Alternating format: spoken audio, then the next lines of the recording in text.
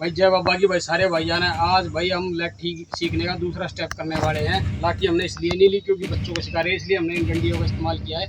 इसी से हम जो है सीखने का प्रयास करेंगे।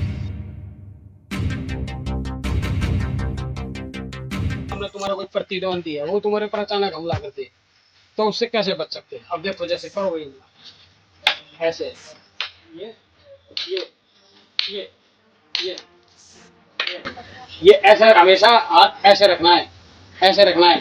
क्योंकि अगर तुमने ऐसे ऐसे करके रोका, मान लो जैसे तुम करो ऐसे ऐसे हाथ करके ऐसे करो, जब तुमने ऐसे हाथ करा, मैंने इसको अटैक करा, इसने हाथ ऐसे करा, तो मैं इसको ऐसे मार सकता हूँ।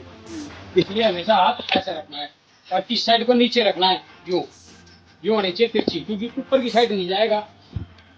और ऐसे ये ऐसे रखना है। जब भी कोई अटैक मारे तो ऐसे रखना है।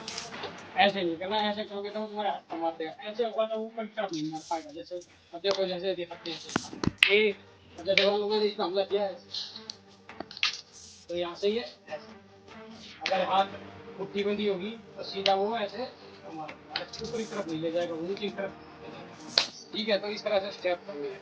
अच्छा, दूसरा स्टेप हमने बताया था कि हम ऐसे लाठी घुमाना। पहला ये होता है पहला स्टेप। पहला स्टेप इस तरह से है।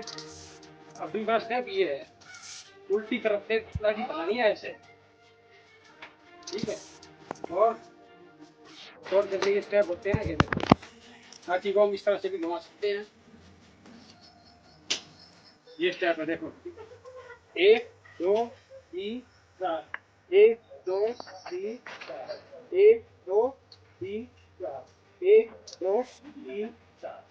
देखा, इसमें एक स्टेप सामने वाला जो स्टेप है वो अब एक तरफ चल रहा है, जैसे एक दो, ऐसे घूमते तीन चार, एक दो, पैर ऐसे घूम जाएंगे साइड को पोजीशन किसी तरफ मिलेगी, तीन चार, सामने एक दो तीन चार।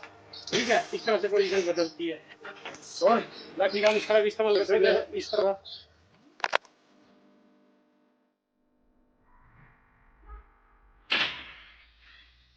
ठीक है, इस तरह से